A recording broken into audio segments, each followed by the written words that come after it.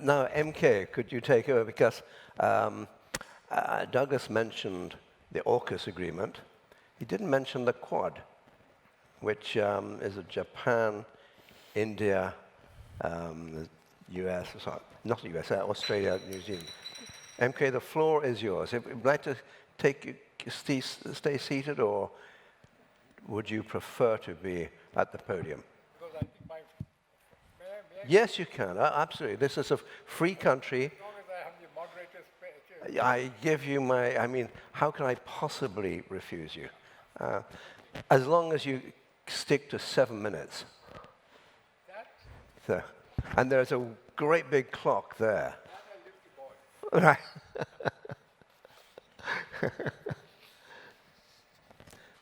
So it says 48 minutes and 52 seconds there, 51 seconds. So you've got until it says kind of 41 minutes.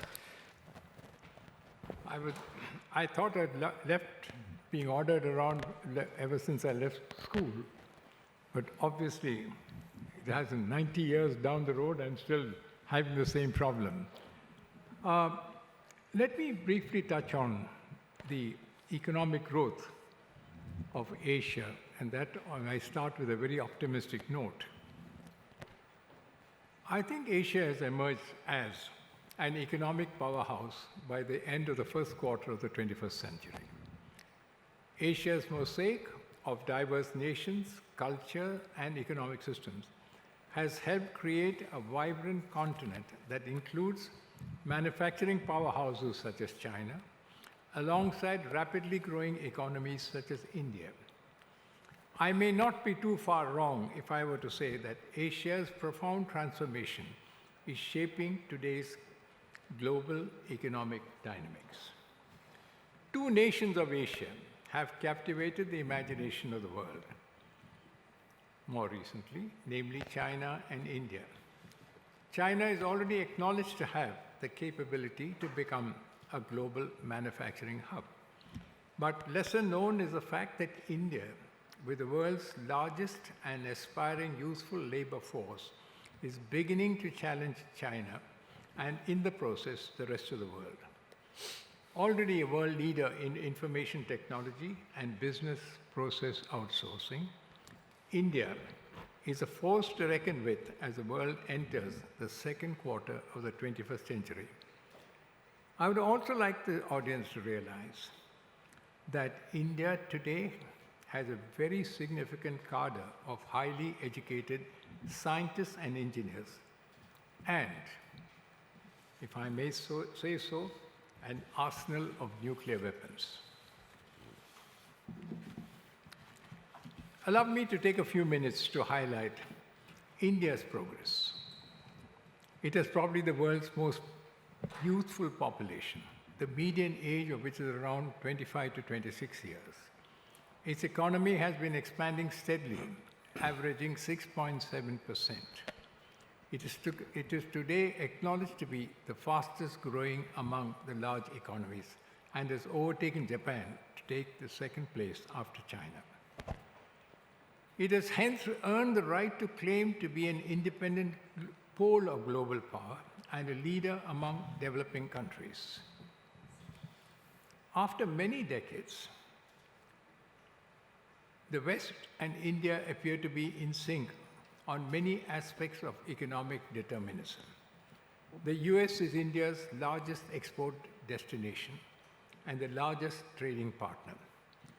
A little over 2 years ago, India and the United States took what I describe as a significant initiative to enhance cooperation on critical and emerging technologies for the benefit of not only the two countries, but also for the world.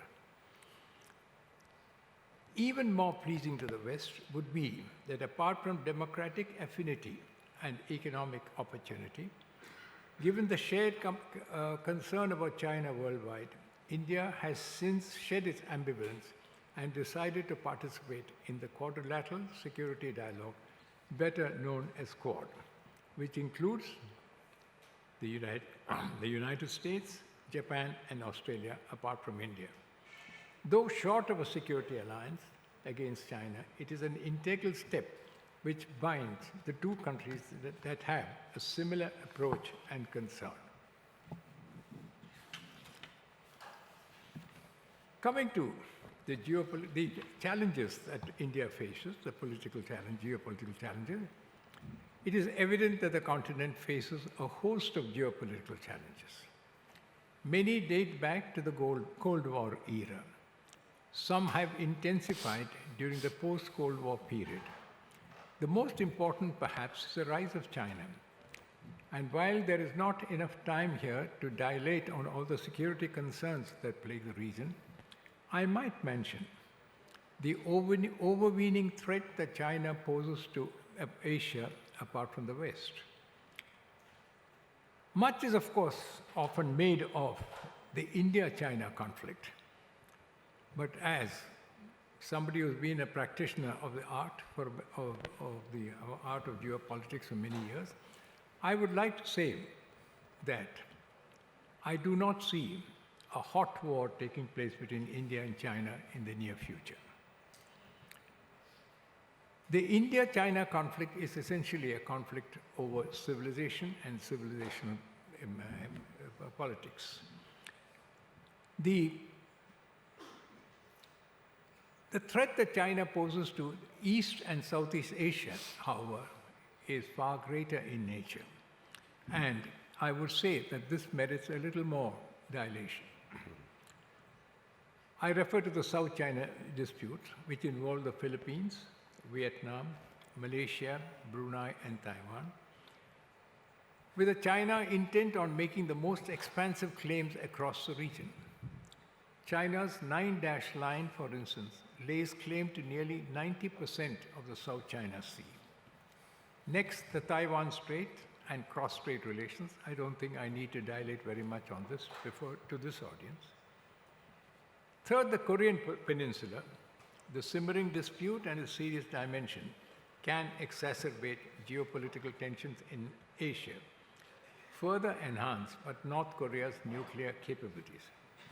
North Korea's hostility towards South Korea and Japan contains the seed of an enduring conflict.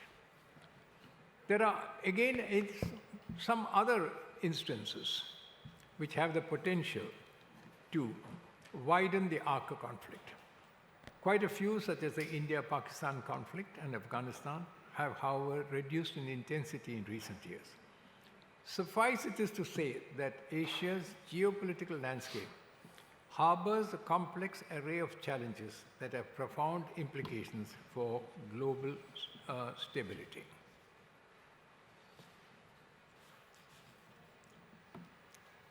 I want to assess the fact that there are certain hidden challenges that we need to think of in this context.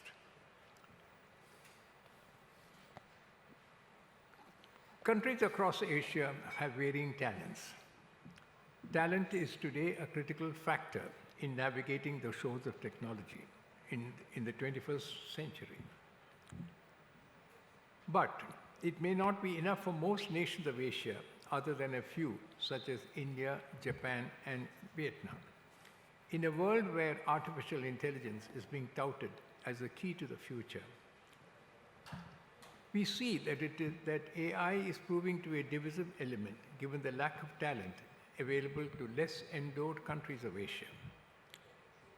These nations face real threats from AI and threats posed by augmented cyber warfare, sophisticated disinformation campaigns, and geopolitical instability, apart from newfangled autonomous weaponry and the like.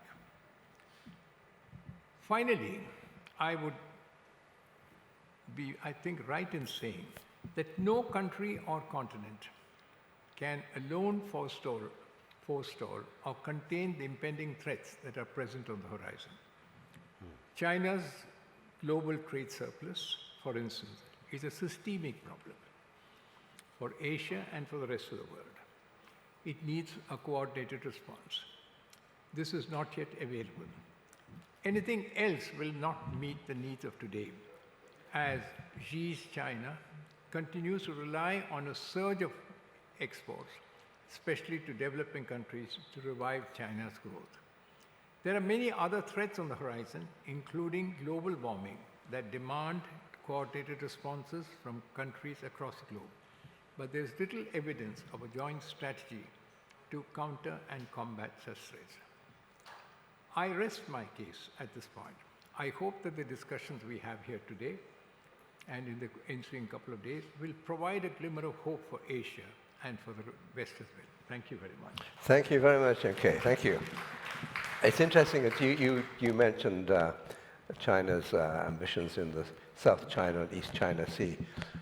You could also have added China's ambitions in the Indian Ocean, because Sri Lanka, Mauritius, you have a lot of Chinese interest there.